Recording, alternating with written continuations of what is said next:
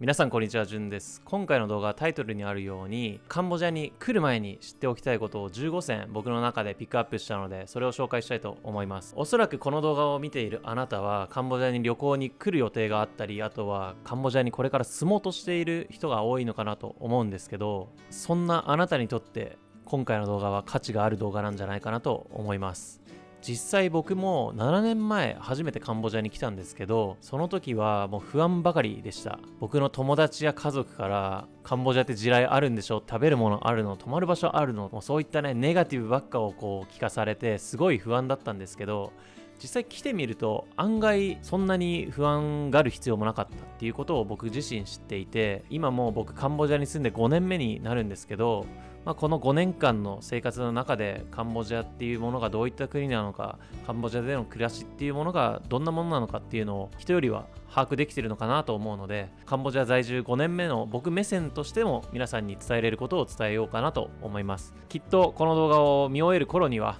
カンボジア旅行、カンボジア滞在の不安が半減、もしくはそれ以上していると思うので、ぜひ最後まで見ていってください。概要欄にトピックごとのタイムスケジュールっていうものを貼っているので、気になるトピックだけでも見ていってください。それでは早速紹介していくんですけど、今回皆さんに紹介するトピック15個こちらになってます。カンボジアはね、在住日本人もすごい少ないですし、あまり情報が世に出回ってない国の一つでもあるので、僕が知ったこと、気づいたことなどなど、できるだけ詳細に皆さんがイメージ湧くように紹介していけたらなと思います。それでは早速一つ目のトピックからいっていきたいと思います。まずは天気気候についてです。カンボジアはモンスーン気候になっていて一年中暑いです。とりあえず暑い。季節は雨季と乾季2つあるんですけど、だいたい11月から4月が乾季、5月から10月までが雨季になってます。雨季はね、一日中すごい雨が降るっていうこともなく、突発的に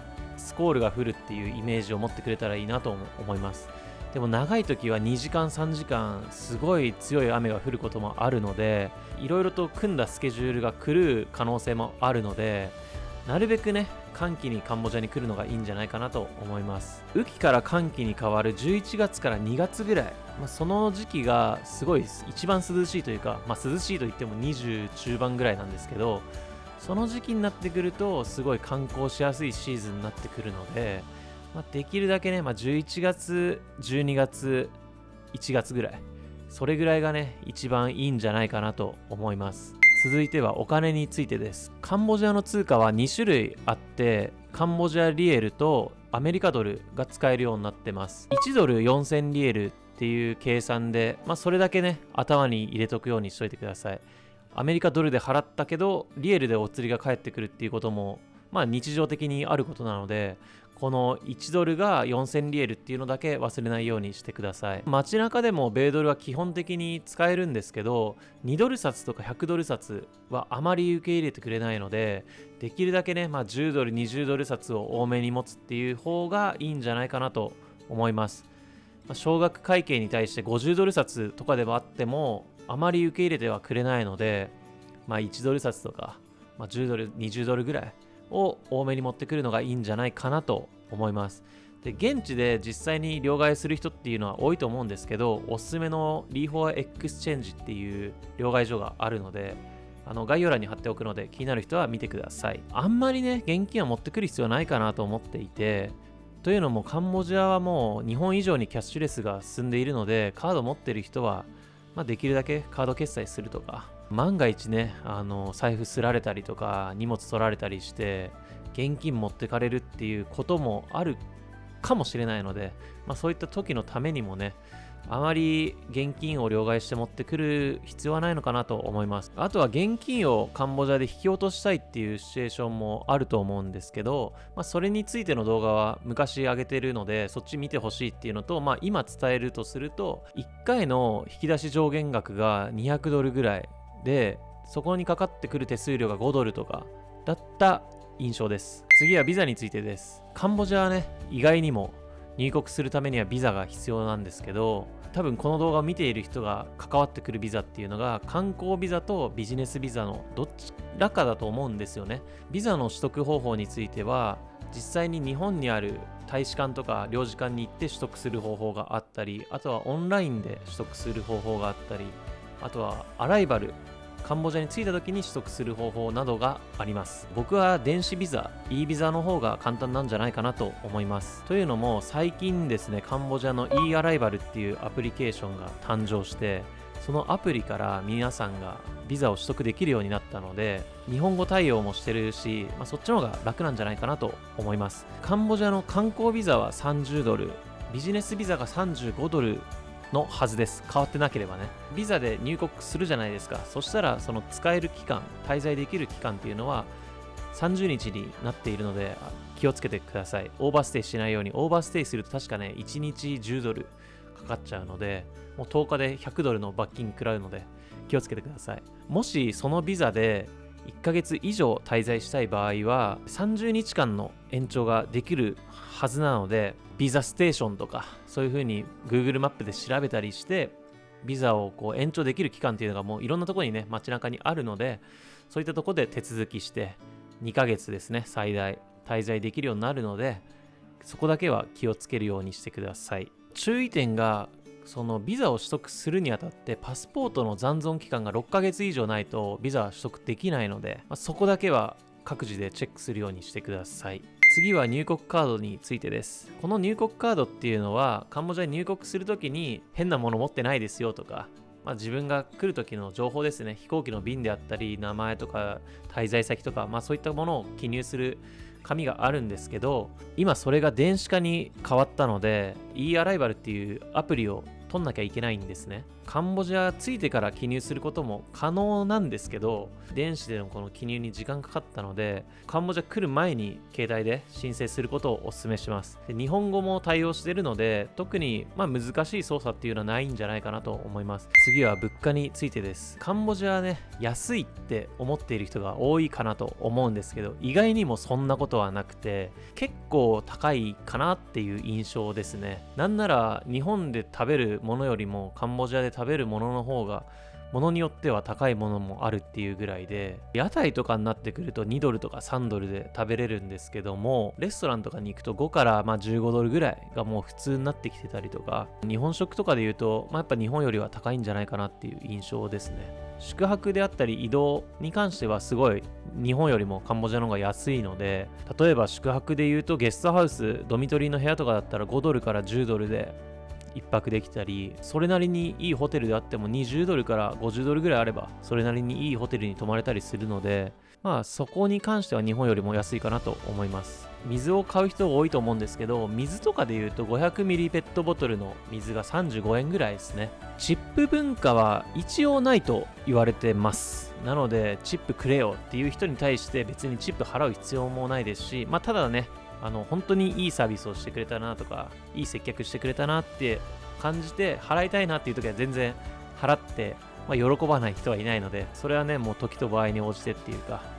おのおのやっちゃってくださいっていう感じなんですけど、チップ文化はないといえど、高級店とか、あとはスカイバーとかに行ったりすると、サービス料みたいなものがついてくる場所もあるので、それなりにいい場所だとサービス料とかが入ってきちゃうっていうことも忘れないようにしといてください。次は移動手段についてです。短距離と長距離に分けて皆さんに説明すると、短距離の移動に関して言うと、もう使うものはトゥクトゥク一択かなって思います。トゥクトゥクを使うためにはグラブアプリをダウンロードしていた方がすごい楽というか、自分の金額も先に決まっているから交渉する必要もないし、自分がどこにいるのかっていうのも把握できるので、グラブアプリを持っておくことをお勧めします。長距離の移動についてはブックミバスっていうアプリがあるので、そのアプリを利用するのがいいんじゃないかなと思います。基本的に僕は短距離移動はグラブアプリ、長距離移動はブックミバスっていうアプリを使って予約をしています。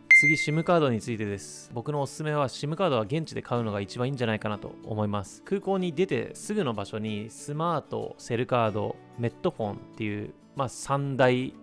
通信会社があるんですけど、その中でもスマートもしくはセルカードの SIM カードを利用することをお勧めします。ちなみに僕はスマートを使ってます。購入に必要なのもパスポートだけですし、あとは5ドルでもうほんと十分、何ギガかちょっと忘れちゃったんだけど、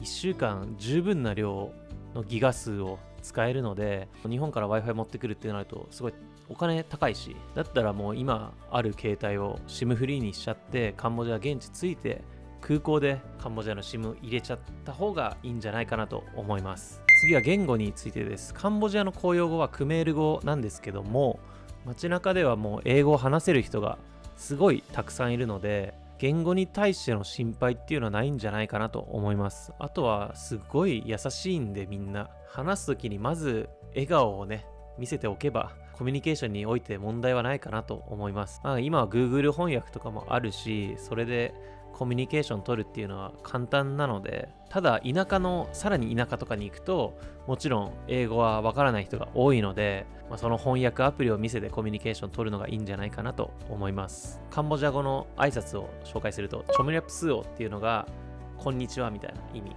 オークンっていうのがありがとうっていう意味なので、チョムリャプスオ、オークン、あと笑顔さえあればどうにかなると思います。次は宗教についてです。カンボジアはね 90% 以上の方たちが仏教徒、街中歩いててもオレンジ色の服を着たお坊さんもしょっちゅう見ますし、お寺とか寺院がすごい至るところにあるので、仏教の国だなっていうのは実際に来てみるとすごく感じるんじゃないかなと思います。街中でお坊さんをよく見かけるんですけど、皆さんお坊さんに対してのリスペクトっていうのを持っているので、失礼な行動はしないように気をつけてください。あとは女性がそのお坊さんに触れるっていうことはあまりよろしくない行為。写真とか撮ってくれると思うんですけど、できるだけお坊さんには触れないような距離感というか間合いで写真撮るようにしてみてください。次は服装についてです。基本的に僕はもう半袖半ズボンで生活していることが多いかな。やっぱり年中暑い国なので、かつねすごい汗っかきなので、あんま蒸し暑くなんないような服装にしてますね。長い距離外にいるっていう状況になると、長袖長ズボンで日差しを防ぐようにしといた方がいいと思います。雨季の時は雨がすごい一気に降って、膝ぐらいまで、もう冗談抜きでそれぐらいまで雨が降ってきたりとかもするので、サンダルであれば冠水の被害とかも受けにくいと思うので、半袖半ズボンサンダルが一番楽な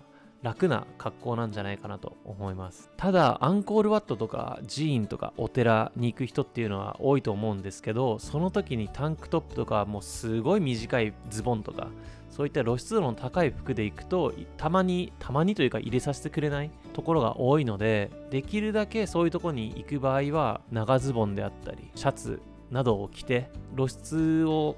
できるだけ抑えていくようにしてください。じゃないとね、せっかく行ったのに入れないっていう状況も全然あり得るので、そこだけは気をつけてください。次は病院についてです。僕は現在プノンペンに住んでるんですけど、プノンペン市内にも何か所か日本人が常駐していて、日本語対応の病院も多くあります。何かあればそこの日系の病院に駆け込むのがいいんじゃないかなと思います。もちろんプノンペンだけじゃなくて、アンコールワットがある町シェムリアップにも調べてみるとあったので、特に心配はないのかなと思います。病院のマップなどについては概要欄に貼っておくので、ぜひそっちをチェックしてみてください。病院に行くほどでもないけどちょっと体だるいな、でも薬ないんだよなっていう人はローカルの薬局に行ってみるのもおすすめですね。実際僕も何回か利用していて、直近で言うともう先週ですね、カンボジアに日本から帰ってきた時に花粉症でね結膜炎になっちゃったんですよ。もう目やにが一日中ドバドバで止まんなくて、もう家の近くのローカルの薬局に行って、ちょっと目がみたいな、もうほんと全然説明しないんだよ。そしたらちょっと待っとけって言って薬をピピピって取ってきてくれて、錠剤2種類とあと点眼薬、目薬だねを1種類もらって、合計 8.5 ドル。実際に使ってみてね、もうびっくりした。次の日に治ってたからね。それぐらいなんかやっぱ経験がある人たちも多いので、皆さんの症状に合った薬を適用してくれるので、あまり心配なくローカルの薬局も使ってみてください。次は治安についてです。カンボジアの治安は悪いって思っている方が多いと思うんですけど、意外にもすごい悪いなって思ったことは僕も一回もなくて、もちろんねスリとか盗難の被害っていうのは年間を通じて何件か起きてるとは思うんですけど、実際僕が5年住んでみてそういった被害に遭ったことは1回もないですね。自分の荷物はしっかりと目の前で持ったりとか、たすき掛けのリュックバッグみたいなものを使って荷物を取られないようにしたりするようにはしてください。あとね、トゥクトゥクに乗ってる時に2人組のバイクが横付けできて荷物をパッてパクるっていう、そういった被害もねちょこちょこ聞いたりするので、トゥクトゥクに乗ってるから安心っていう、そういったマインドもあまり持たないようにしてください。外出かけるときにパスポートを持ち歩く人は多いと思うんですけど、カンボジアにいてね、パスポートを見せてくれって言われる状況はほとんどなくて、パスポートは持ち歩かない方がいいんじゃないかなと思います。何かあった時に必要だよねって思う人はもうコピーを持ってそれを持ち歩く、それがいいんじゃないかなと思います。盗難起きてパスポートパクられたらもう超だるいから、大使館行ってなんか諸々手続き申請して帰国便決まってたらさ、それに間に合わない可能性も全然あるので、なるべくパスポートは持ち歩かなくていいと思います。まずはね、ここは日本ではないので盗難の可能性はあるっていうのは頭の片隅に置きながらカンボジアでの生活をするようにしてください。次はアンコールワットについてです。アンコールワットはね、カンボジアで一番有名な観光地であると思うんですよ。皆さん知ってますよね。ただアンコールワット行くためには気をつけなきゃいけないことがあって、必ずチケットがないと入れさせてくれないので、チケットは事前に買うようにしてください。どこで買えるのかっていうと、市内にあるモールの中で買えます。あとはオンラインでも買えます。これが昔は当たり前だったんですけど、市内からちょっと離れた場所にチケット売り場があります。でこの中で、楽なのはオンラインで買うこと、もしくは市内のモールに行って、どちらもカード決済で現金では払えないので、そこだけ注意してください。実際1月に僕の友達がカンボジアに来た時にアンコールワット行ったんですけど、その時は市内モールの中にある券売機で買いました。そこには女性が2人ぐらいなんかサポートでついてくれてて、結構親身にいろいろ説明してくれたりとか、特に心配はないかなと思います。オンラインで買う場合、万が一このチケット処理で時間がかかっちゃうこともあるかもしれないので、なるべく1週間前には申請しておくことをお勧めします。アンコールワット実際に入ってからの注意点で一つだけあるんですけど、多分よく皆さんが目にするアンコールワットのタワーっていうかあると思うんですけど、そこに入るときにさっきと同じようにこの露出度の高いタンクトップとかそういった格好では入れさせてくれないので、できるだけ T シャツ、半ズボンはね入れさせてくれたと思う。怖い人は半ズボンもなるべく避けて、長ズボン半袖で行くことをお勧めします。じゃないとてっぺんまで入れさせてくれないので、ちゃんと断られますからね。ダメです、無理ですってなるので、アンコールワット行く時の服装も気をつけてください。次に食品衛生、水についてです。食品衛生はぶっちゃけ日本に比べると良くないです。それはね、ちょっと日本がすごい整いすぎているというか綺麗すぎているっていうのもあるんですけど、綺麗かって言われるとどうかなっていう感じではありますね。でも僕結構ローカル食堂とかでもご飯食べたりするんですけど、今のところ5年間いて1回だけかな、牡蠣でお腹壊したぐらいで、それ以外はお腹壊したことないので、なんかすごい神経質になる必要はないような気がします。僕だけかもしれないけどね、それは。あと水道水について、北九州市の水道局の技術が入っているんですけど、あまり水道水を飲むことはお勧めしません。コンビニやスーパー行けば 500ml のペットボトルのお水が35円、さっき言ったようにね、すごい安いので、なるべくそういったペットボトルに入っている水を飲むようにしてください。レストランとかの氷については、整った綺麗なレストランであると氷は特に問題はないかな。ローカルとか、屋台とかそういったところで食べる時の氷はね、たまに当たるっていうのを聞くので、ちょっとそこは気をつけた方がいいかもしれないです。海鮮系はね、ちょっと気をつけた方がいいかもしれない。基本的に屋台で食べる時に、火の入ってるものを食べるんだったら全然大丈夫だと思うんですけど、火の入っていないものを食べるってなったら、そこはちょっと気をつけた方がいいかなと思います。でもね、屋台の飯もめちゃくちゃうまいんで、ぜひ食べてみてください。僕はね、本当に屋台のご飯たまにね食べたくなって行っちゃいますね。次に滞在エリアについてです。僕はプノンペンに住んでいるので、プノンペンでいうと BKK エリア、もうプノンペンの中心地ですね。ここに住んでればとりあえず間違いはないかなと思います。不安がある人は BKK エリアにあるホテルだったりをおすすめします。シェムリアップはね、あまり知らないんですけど、パブストリートに近すぎるところに前泊まったんですけど、音うるさすぎて夜全然寝れなかったんで、できるだけちょっとパブストリートから外れた場所で泊まるのがいいんじゃないかなと思いますね。というわけで、ちょっと長くなってしまいましたが、僕が15個、皆さんがカンボジア来る前に知っておいた方がいいなと思うものをピックアップしました。これ以外にも気になることたくさんあると思うんですけど、それはまた別の動画で作りたいので、ぜひコメントで教えてください。あと最後にカンボジア情報についてみんなで共有し合ったり、あとは自分が今掲げている目標やゴールを達成する、そういった思いを持つ仲間が集まるコミュニティを作りました。ディスコードでグループを作ったので、興味ある人は入ってください。こうやってカンボジアで発信活動をしていく中で、カンボジアに関わっている人たちっていうのはすごい優しい人が多いし、何か自分の中で志を持っている人が多い、そういった人たちっていうのはあまりね、今の世の中多くないと思うんですよね。そういった人たちが集まって可能性を高め合えたり、そういった空間があると、もっとね、この先の未来っていうのは明るくなるような気がするし、僕の中ですごいロマンがあるので、ぜひね、興味がある人は入ってください。カンボジアを通じてでも、カンボジア通じてなくても経験したこととか共有して、新しい仲間が作れればなと思ってます。というわけで、今日の動画を見てくださってありがとうございました。この動画を見終えても何か気になることある人はコメントで教えてください。よろしくお願いします。はい、それではまた次の動画でお会いしましょう。じゃあね。